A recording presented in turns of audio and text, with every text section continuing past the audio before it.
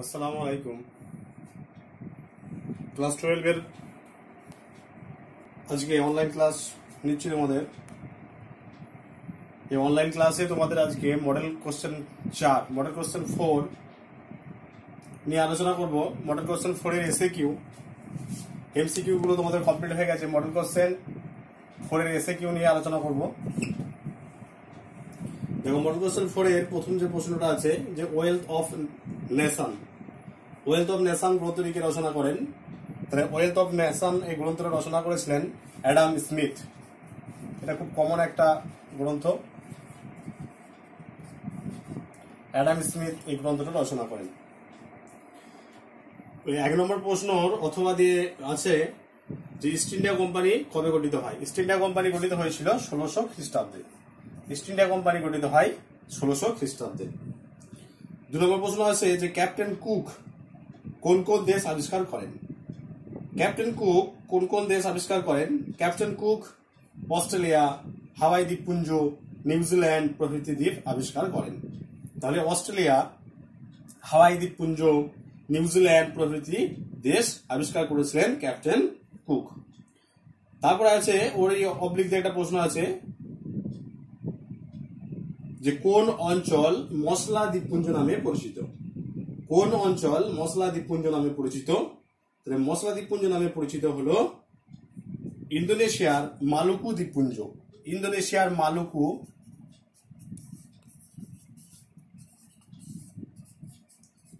Maluku দ্বীপপুঞ্জ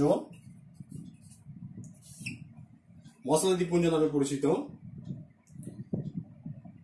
তারপরে আছে দেখো 3 দাগে যে সাম্রাজ্যবাদ কাকে বলে?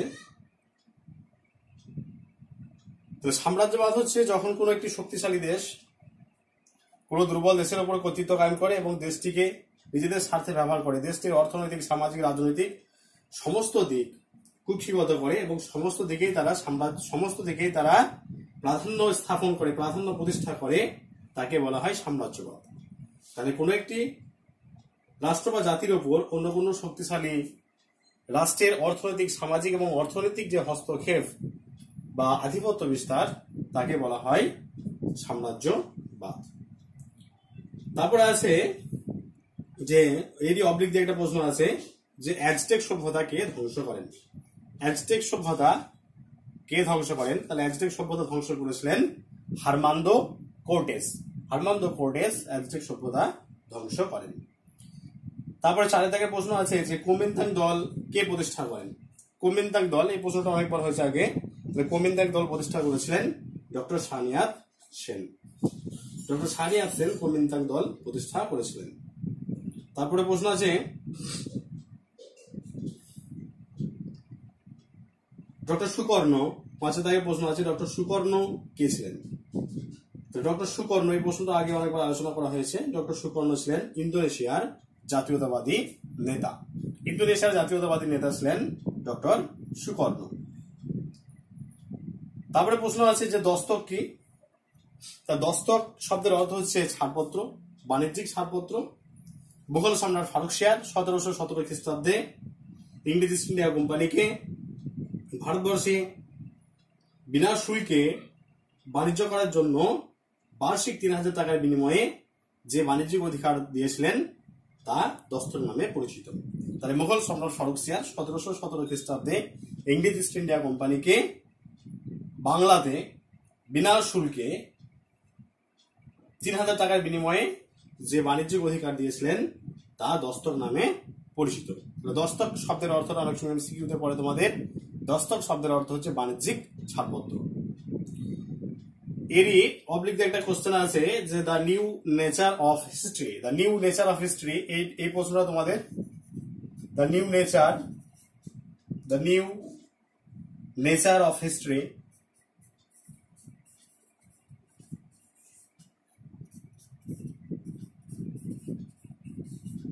The new nature of history এই গ্রন্থটাকে রচনা করেছিলেন।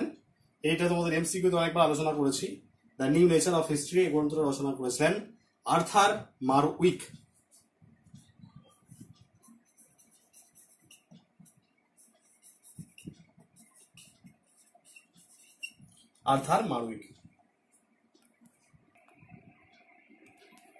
7 নম্বরের কোশ্চেন আছে, দেখো 7 নম্বরের প্রশ্ন, স্বামী বিবেকানন্দ রচিত দুটি গ্রন্থের নাম লেখো।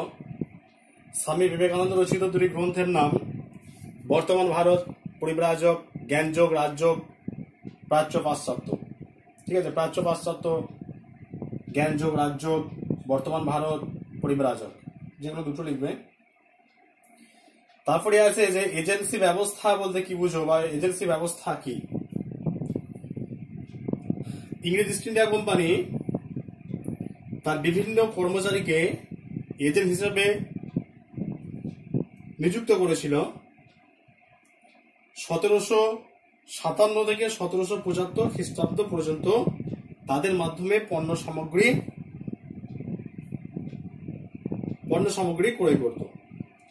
এই ব্যবস্থায় এজেন্সি ব্যবস্থা নামে পরিচিত। তবে 1757 থেকে 1775 খ্রিস্টাব্দ পর্যন্ত ইংরেজ ইস্ট ইন্ডিয়া কোম্পানির বিভিন্ন কর্মচারী এজেন্ট হিসেবে নিযুক্ত ছিল এবং তারা পণ্য সামগ্রী তারা ক্রয় করত।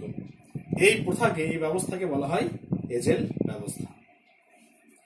তারপরে আছে নানকিং। নানকিং এর চুক্তি কবে কাদের মধ্যে স্বাক্ষরিত হয়? তারপরে প্রশ্ন আছে, দেখো এরই অবলিক দিয়ে কাদের মধ্যে নানকিং সন্ধি স্বাক্ষরিত হয়। তো নানকিং সন্ধি স্বাক্ষরিত হয়েছিল 1842 খ্রিস্টাব্দে ইংল্যান্ড ও চীনের মধ্যে। তারপর দেশীয় রাজ্য বলতে কি বুঝো? দেশীয় রাজ্য ভারতে 1858 খ্রিস্টাব্দে 1 জানুয়ারি মহারানী ভিক্টোরিয়ার যে শাসন ক্ষমতা, সেই শাসন ক্ষমতার পর মহারানী ভিক্টোরিয়া যখন 1858 খ্রিস্টাব্দের 1 নভেম্বর, জানুয়ারি নয়, 1 নভেম্বর 1858 খ্রিস্টাব্দের 1 নভেম্বর মহারানী ভিক্টোরিয়া যখন নিজের হাতে শাসনভার তুলে নেন, তখন ভারতবর্ষে ইস্ট ইন্ডিয়া কোম্পানির বাণিজ্যের অবসান ঘটে। তাহলে ইংরেজ ইস্ট ইন্ডিয়া কোম্পানির বাণিজ্যের অবসানের পর বেশ কিছু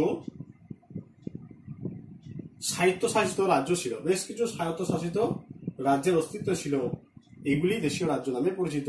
এদের মধ্যে উল্লেখযোগ্য ছিল হায়দ্রাবাদ, জুনাগড়, জম্মু কাশ্মীর। হায়দ্রাবাদ, জুনাগড়, জম্মু কাশ্মীর এদের মধ্যে উল্লেখযোগ্য ছিল। তারপর দেখো 10 নম্বর প্রশ্নই আছে যে প্রার্থনা সমাজ কে কবে প্রতিষ্ঠা করেন? প্রার্থনা সমাজ প্রতিষ্ঠা করেছিলেন আত্মারাম পান্ডুরং 1867 খ্রিস্টাব্দে। 1867 খ্রিস্টাব্দে আত্মারাম পান্ডুরং প্রার্থনা সমাজ প্রতিষ্ঠা করেন। আর এর একটা সিমিলারিটি প্রশ্ন আছে যেটা বলে প্রার্থনা এর আর্য সমাজ 1875 স্বামী দয়ানন্দ সরস্বতী। একটা হচ্ছে 1867, এটা খুব গোলমাল হয়। 1867 হচ্ছে প্রার্থনা সমাজ,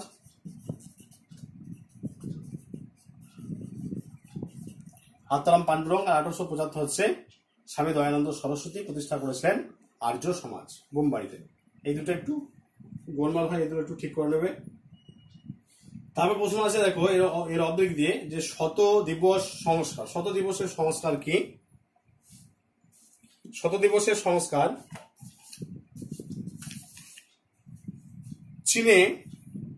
চীনা দার্শনিক কাং ইউ ওয়ের প্রভাবে চীনের সম্রাট কুয়াংসু 1898 খ্রিস্টাব্দে এক সংস্কারী কর্মসূচি গ্রহণ করেন। এই সংস্কার 100 দিন ধরে স্থায়ী হয়েছিল, তাই একে বলা হয় শত দিবসের সংস্কার।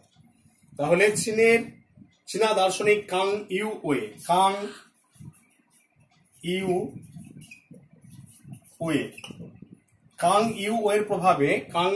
ওয়ের প্রভাবে চীনের সম্রাট কুয়াংসু, চীনের যে সম্রাট ছিলেন সেই সময় চীনের সম্রাট কুয়াংসু তিনি কি করেছিলেন? চীনের সম্রাট কুয়াংসু 1898 খ্রিস্টাব্দে এক সংস্কারী কর্মসূচি গ্রহণ করেন। এই সংস্কার 100 দিন ধরে চলেছিল বলে, এই সংস্কার 100 দিন স্থায়ী হয়েছিল বলে একে শত দিবসের সংস্কার বলা হয়। আছে 11 নম্বর প্রশ্ন, লং মার্চ কি? এবারে দেখো লং লং মার্চ কি? তাহলে কুওমিন্তাং দল কুওমিন্তাং বাহিনীর আক্রমণ থেকে রক্ষার জন্য মাও জেদংয়ের নেতৃত্বে 1,00,000 কমিউনিস্ট সদস্য ও সমর্থক 15 অক্টোবর 1934 খ্রিস্টাব্দের 15 অক্টোবর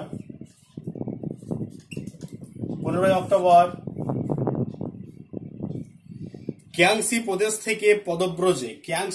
থেকে পদব্রজে যাত্রা শুরু করে 20 অক্টোবর 1935 উপস্থিত হয় চীনের সেনসি প্রদেশে। এই সেনসি প্রদেশটা এমসিকিউ পড়ে। সেনসি প্রদেশে তারা কি হয়? উপস্থিত হয়, পৌঁছায়। সেনসি প্রদেশে দীর্ঘ 6000 মাইল এই যে পদযাত্রা, চীনের এই পদযাত্রা দীর্ঘ 6000 মাইল দীর্ঘ এই পদযাত্রা লং মার্চ নামে পরিচিত। তাহলে কুওমিন্তাং বাহিনীর আক্রমণ থেকে চীনকে রক্ষা করার জন্য মাও জেদংয়ের নেতৃত্বে 1,00,000 কমিউনিস্ট সদস্য ও সমর্থক 15 অক্টোবর 1934 কিয়াংসি প্রদেশ থেকে যাত্রা শুরু করেছিল সেনসি প্রদেশ পর্যন্ত। কিয়াংসি প্রদেশ থেকে পদব্রজে যাত্রা শুরু করে 20 অক্টোবর 1935 খ্রিস্টাব্দে উপস্থিত হয়।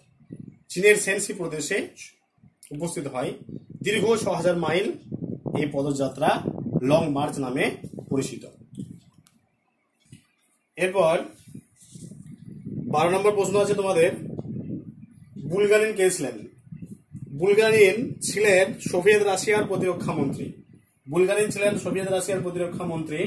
13 নম্বর কোশ্চেন আছে যে 1944 খ্রিস্টাব্দে শিয়ার ফর্মুলার মূল কথা কি ছিল? শিয়ার ফর্মুলা বা চক্রবর্তী রাজা গোপালাচারী যে ফর্মুলা, তার মূল কথা কি? তো চক্রবর্তী রাজা গোপালাচারী জিন্নার যে 14 দফা দাবি ছিল, সেই দাবিকে মেনে নিয়ে ভারত বিভাগ না করে যে সমাধান সূত্র প্রকাশ করেন তা শিয়ার ফর্মুলা নামে পরিচিত। তাহলে চক্রবর্তী রাজা গোপালাচারী জিন্নার যে দাবিগুলো ছিল সেই দাবিগুলোকে মোটামুটি ভাবে মেনে নিয়ে তিনি ভারত বিভাগ থেকে বিরত থাকার চেষ্টা করেছিলেন। যে সমাধান সূত্র প্রকাশ করেছিলেন ভারত বিভাগ থেকে আলাদা থাকার, ভারত বিভাগকে না করার যে সমাধান সূত্র তিনি প্রকাশ করেছিলেন তা শিয়ার ফর্মুলার মূল কথা ছিল। তারপর 14 নম্বর প্রশ্ন আছে যে বৃহত্তর পূর্ব এশিয়ার যুগ্ম বিকাশ তত্ত্ব কার? বৃহত্তর পূর্ব এশিয়ার যুগ্ম বিকাশ তত্ত্ব হলো জাপানের। বৃহত্তর পূর্ব এশিয়ার যুগ্ম বিকাশ তত্ত্বটি হলো জাপানের। তারপর দূর প্রাচ্য বলতে কি বোঝায়? দূর প্রাচ্য এর অথবা দিয়ে যে প্রশ্নটা আছে সেটা হচ্ছে দূর প্রাচ্য বলতে কি বোঝায়? দূর প্রাচ্য বলতে আমরা মোটামুটি চীন এবং জাপানকে বুঝি। তাহলে এশিয়া মহাদেশে চীন ও জাপানের অঞ্চল সমূহকে দূর প্রাচ্য বলা হয়। দূর প্রাচ্য বলতে চীন এবং জাপানের যে অঞ্চল তাকে বোঝায়। তারপর 15 নম্বর প্রশ্ন আছে, 15 নম্বর প্রশ্ন, স্বাধীন বাংলাদেশ কবে সৃষ্টি হয়? স্বাধীন বাংলাদেশ সৃষ্টি হয় 1971 খ্রিস্টাব্দে 16 ডিসেম্বর 1971 খ্রিস্টাব্দে 16 ডিসেম্বর। আর লাস্ট প্রশ্ন আছে যে ভারতের পরিকল্পনা কমিশন কবে গঠিত হয়? ভারতের পরিকল্পনা কমিশন গঠিত হয় 1950 খ্রিস্টাব্দে জওহরলাল নেহরুর উদ্যোগে। 1950 খ্রিস্টাব্দে ভারতীয় পরিকল্পনা কমিশন গঠিত হয়।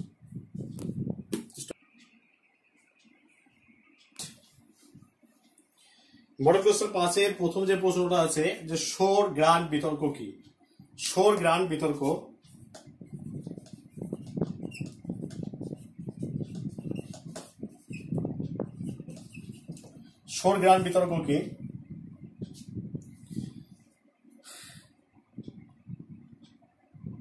বিতর্ক কি? লর্ড কর্নওয়ালিস ভূমি রাজস্ব বন্দোবস্ত নিয়ে আলাপ আলোচনা শুরু করলে রাজস্ব বিভাগের প্রধান জন শোর এবং দলিল বিভাগের প্রধান জেমস গ্রান্ট পরস্পর বিরোধী মত প্রকাশ করেন। জন শোর বলেন যে জমির মালিকানা দিয়ে জমিদারদের সঙ্গে দীর্ঘমেয়াদী বন্দোবস্ত করা উচিত। অপরদিকে জেমস গ্রান্ট বলেন মুঘল যুগে যেহেতু জমিদারগণ জমির মালিক ছিলেন না, তাই সরকারের উচিত কৃষকদের সঙ্গে জমি বন্দোবস্ত করা। এই বিতর্ক শোর গ্রান্ট বিতর্ক নামে পরিচিত। যেহেতু দুজনের বিতর্ক, জন শোর এবং জেমস গ্রান্ট, এদের যে বিতর্ক, এদের নাম অনুসারে বিতর্ককে বলা হচ্ছে শোর গ্রান্ট বিতর্ক। তারপরে প্রশ্ন আছে, দেখো, চুইয়ে পড়া নীতি বলতে কি বোঝায়? চুইয়ে পড়া নীতি downward filtration theory, downward filtration theory বা নিম্ন পরিষ্কৃত নীতি। টমাস ব্যাবিংটন মেকলে এই নীতির প্রবক্তা ছিলেন। তিনি বলেন, ভারতে উচ্চবিত্ত এবং মধ্যবিত্ত শ্রেণীকে যদি পাশ্চাত্য শিক্ষা দান করা হয়, তাহলে সেই শিক্ষা চুইয়ে চুইয়ে ভারতের সাধারণ মানুষের মধ্যে ছড়িয়ে পড়বে। এই নীতি চুইয়ে পড়া নীতি নামে পরিচিত। 2 নম্বর প্রশ্ন আছে, নতুন বিশ্ব কাকে বলে? নতুন বিশ্ব স্পেনের অভিযাত্রী আমেরিকো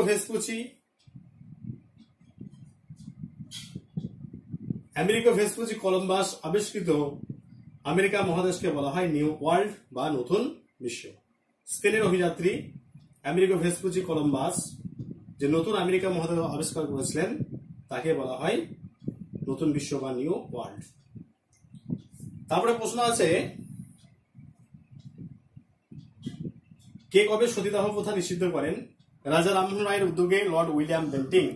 রাজা রামমোহন রায়ের উদ্যোগে লর্ড উইলিয়াম বেন্টিং 1829 খ্রিস্টাব্দের 4 ডিসেম্বর 1829 খ্রিস্টাব্দের 4 ডিসেম্বর 1829 খ্রিস্টাব্দের 4 ডিসেম্বর সতীদাহ প্রথা নিষিদ্ধ করেন। যদি ডেট যদি কেউ দিতে না পারো, ডেট দেওয়ার কোনো দরকার নেই, শুধু সালটা দিলেই হবে। তারপর প্রশ্ন আছে, কোন দেশের নেতৃত্বে কমিকন গঠিত হয়েছিল? এই অবলিক দিয়ে প্রশ্ন আছে যে কোন দেশের নেতৃত্বে কমেকন, সিওএম কমেকন। রাশিয়ার নেতৃত্বে 1941 খ্রিস্টাব্দে, কমেকন গঠিত হয়েছিল। তারপরে শেয়ার ফর্মুলা, একটু আগে আলোচনা করেছি যে শেয়ার ফর্মুলা কি। শেয়ার ফর্মুলা কি? চক্রবর্তী রাজা গোপালাচারী মোহাম্মদ আলী জিন্নার দাবিকে, যে 14টা দাবি ছিল, 14 দাবি উত্থাপন করেছিলেন, সেই দাবিকে মোটামুটি ভাবে মেনে নিয়ে ভারত বিভাগ না করে যে সমাধান সূত্র তিনি প্রকাশ করেছিলেন, তা শেয়ার ফর্মুলা বা চক্রবর্তী রাজা গোপালাচারী ফর্মুলা নামে পরিচিত। তাহলে ভারত বিভাগ না করে যে সমাধান সূত্র চক্রবর্তী রাজা গোপালাচারী প্রকাশ করেছিলেন, তা শেয়ার ফর্মুলা নামে পরিচিত। এবার প্রশ্ন আছে যে মার্শাল পরিকল্পনা বলতে কি বোঝায়? 5 নম্বর প্রশ্ন, মার্শাল প্ল্যান বা মার্শাল পরিকল্পনা কি? 1947 খ্রিস্টাব্দের 5ই জুন 1947 খ্রিস্টাব্দের 5ই জুন মার্কিন পররাষ্ট্র সচিব জর্জ সি মার্শাল সাম্যবাদ প্রতিরোধের জন্য যুদ্ধ বিধ্বস্ত পূর্ব ইউরোপের দেশগুলির অর্থনীতির পুনরুজ্জীবনের উদ্দেশ্যে আর্থিক সাহায্যের কথা ঘোষণা করেন। এটি মার্শাল প্ল্যান বা মার্শাল পরিকল্পনা নামে পরিচিত। তাহলে 1947 খ্রিস্টাব্দের 5ই জুন মার্কিন পররাষ্ট্র সচিব জর্জ সি মার্শাল সাম্যবাদ প্রতিরোধের জন্য যুদ্ধ বিধ্বস্ত পূর্ব ইউরোপের দেশগুলির অর্থনীতির পুনরুজ্জীবনের উদ্দেশ্যে যে আর্থিক সাহায্যের কথা ঘোষণা করেছিলেন, তা মার্শাল পরিকল্পনা বা মার্শাল প্ল্যান নামে পরিচিত। তারপর প্রশ্ন আছে 6 নম্বরে, স্বাধীন ইন্দোনেশিয়ার প্রথম রাষ্ট্রপতি ও প্রধানমন্ত্রী কে ছিলেন? তবে স্বাধীন ইন্দোনেশিয়ার প্রথম রাষ্ট্রপতি ছিলেন ডক্টর সুকর্ণ এবং প্রধানমন্ত্রী ছিলেন ডক্টর মোহাম্মদ হাত্তা। তার প্রশ্ন আছে, কে কবে পার্ল হারবারে বোমা বর্ষণ করে? 1941 খ্রিস্টাব্দে জাপান পার্ল হারবারে বোমা বর্ষণ করে। 1941 খ্রিস্টাব্দে পার্ল হারবারে বোমা বর্ষণ করে। তারপর প্রশ্ন আছে 7 নম্বরে, সিমলা বৈঠকে কারা সভাপতিত্ব করেন? 7 নম্বর প্রশ্ন আছে যে সিমলা বৈঠকে কারা সভাপতিত্ব করেন? তাহলে সিমলা বৈঠক আগা খানের নেতৃত্বে 35 জন ধনী অভিজাত মুসলিম 1906 খ্রিস্টাব্দে 1 অক্টোবর মুসলিমদের স্বার্থ রক্ষার জন্য লর্ড মিন্টোর সঙ্গে বৈঠক করেন।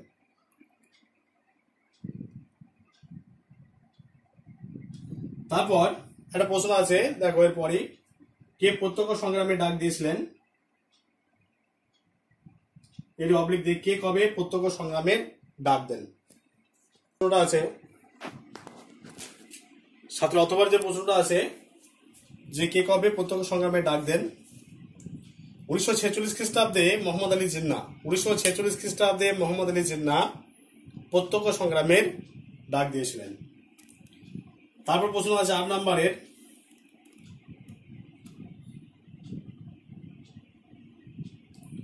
কাদের প্রচেষ্টায় কবে ব্যাপটিস্ট মিশন প্রতিষ্ঠিত হয়। কাদের প্রচেষ্টায় কবে ব্যাপটিস্ট মিশন প্রতিষ্ঠিত হয়।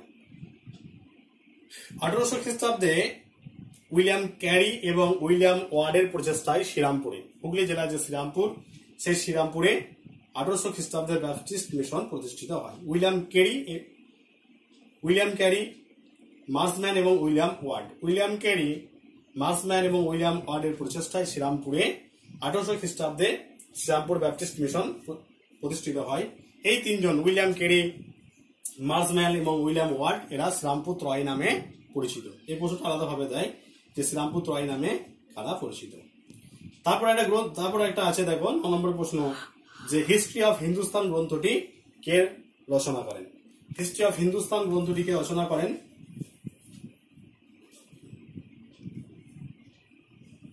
এই গ্রন্থে কি বলেন, তাহলে হিস্ট্রি অফ হিন্দুস্তান এই গ্রন্থটা রচনা করেছিলেন আলেকজান্ডার ডাফ।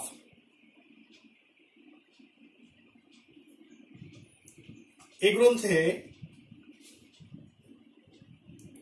তিনি ভারতবর্ষের স্বৈরতন্ত্রের কথা বলেছিলেন। স্বৈরতন্ত্রের কথা, ভারতবর্ষের যে ইতিহাস, সেই ইতিহাস যে স্বৈরতান্ত্রিক, সেই কথাটাই তিনি এই গ্রন্থে তুলে ধরেছিলেন। 10 নম্বর প্রশ্ন আছে, শিমোনোসেকির সন্ধির শর্তগুলি উল্লেখ করো। 1895 খ্রিস্টাব্দে শিমোনোসেকির সন্ধি হয়েছিল, তার শর্তগুলি উল্লেখ করো। 1895 খ্রিস্টাব্দে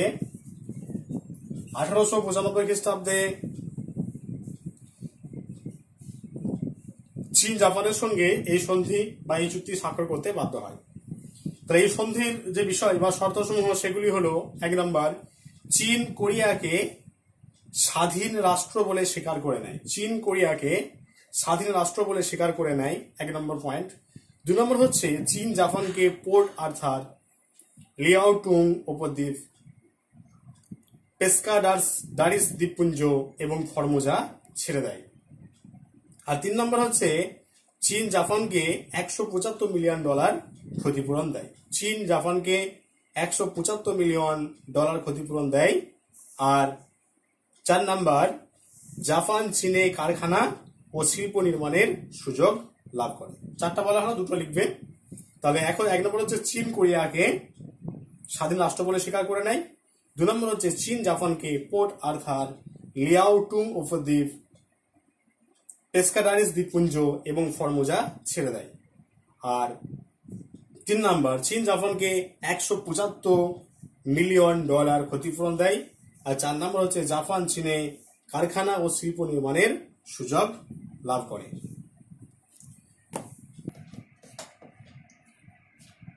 এক নম্বর প্রশ্ন, বাংলায় দ্বৈত শাসন ব্যবস্থার অবসান কে ঘটিয়েছিলেন। 1772 খ্রিস্টাব্দে ওয়ারেন হেস্টিংস। 1772 খ্রিস্টাব্দে ওয়ারেন হেস্টিংস বাংলায় দ্বৈত শাসন ব্যবস্থার অবসান ঘটান। তারপর আছে এর অথবা দিয়ে কারা, কবে কারা কাদের বিরুদ্ধে হোয়ামপোয়ার অসম চুক্তি আরোপ করে। কবে কারা কাদের বিরুদ্ধে হোয়ামপোয়ার অসম চুক্তি আরোপ করে। 1844 খ্রিস্টাব্দে চীনের উপর হোয়ামপোয়ার অসম চুক্তি আরোপিত হয়। 1844 খ্রিস্টাব্দে চীনের উপর হোয়ামপোয়ার অসম চুক্তি আরোপিত হয়। নেক্সট প্রশ্ন আছে 12 নম্বর প্রশ্ন আছে, দেখো গান্ধী ডিরোজিও সম্পাদিত দুটি পত্রিকার নাম লেখো। তা ডিরোজিও সম্পাদিত পত্রিকার নাম হচ্ছে জ্ঞান অন্বেষণ, এনকোয়ারার, পায়োনিয়ার, এইগুলো এনকোয়ারার, জ্ঞান অন্বেষণ, পায়োনিয়ার, এই সমস্ত পত্রিকা ছিল উল্লেখযোগ্য। তার প্রশ্ন আছে যে অর্থনৈতিক উদারনীতি কি? এর অবলিক একটা প্রশ্ন আছে যে অর্থনৈতিক উদারনীতি কি? অর্থনৈতিক উদারনীতি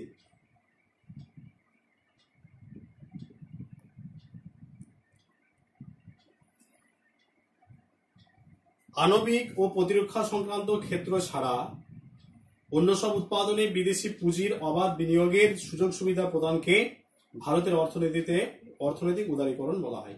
তাহলে আণবিক এবং প্রতিরক্ষা সংক্রান্ত ক্ষেত্র ছাড়া অন্য সব উৎপাদনে বিদেশি পুঁজির অবাধ বিনিয়োগের সুযোগ সুবিধা প্রদানকে বলা হয় অর্থনৈতিক উদারীকরণ নীতি। তারপরে প্রশ্ন আছে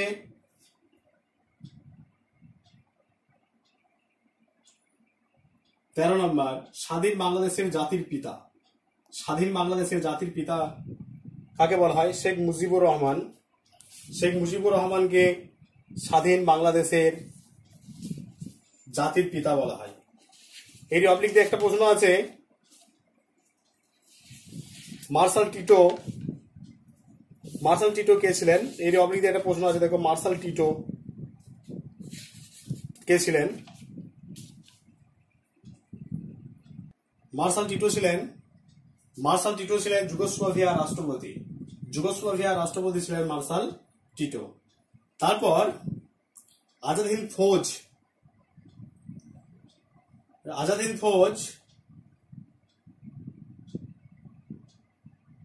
কে কবে আনুষ্ঠানিকভাবে আজাদ হিন্দ ফৌজ গঠন করেন? 1942 খ্রিস্টাব্দে 1 সেপ্টেম্বর রাসবিহারী বসু আজাদ হিন্দ ফৌজ গঠন করেন। 1942 খ্রিস্টাব্দে 1 সেপ্টেম্বর রাসবিহারী বসু আজাদ হিন্দ ফৌজ গঠন করেন। তারপরে প্রশ্ন আছে বেন বেল্লা কে ছিলেন? এর অবলিক দিয়ে একটা প্রশ্ন আছে, দেখো বেন বেল্লা কে ছিলেন?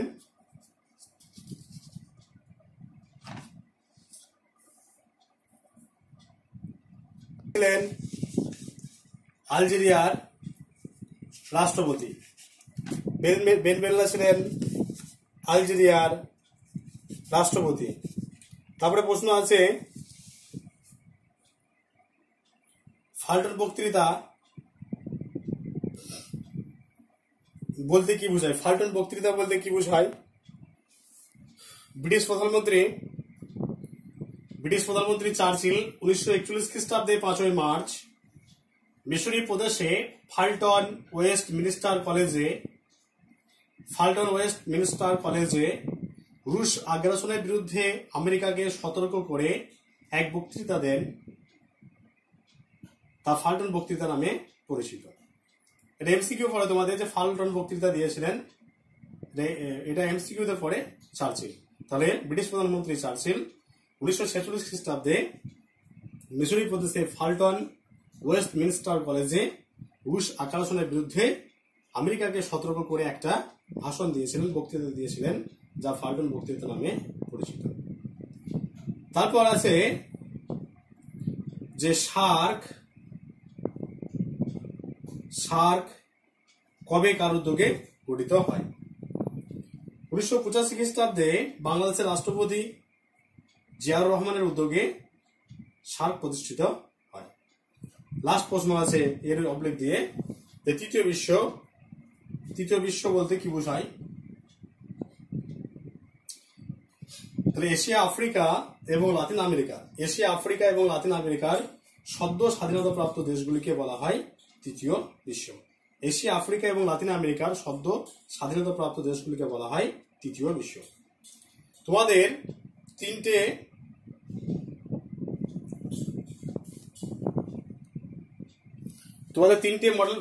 দুটো মডেল প্রশ্ন নিয়ে আলোচনা করা হলো, 4 এবং 5।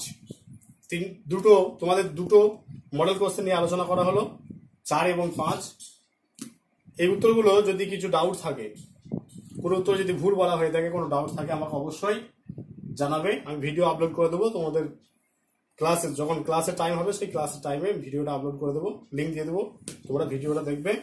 যদি কিছু বুঝতে অসুবিধা হয় আমাকে অবশ্যই জানাবে। ঠিক আছে।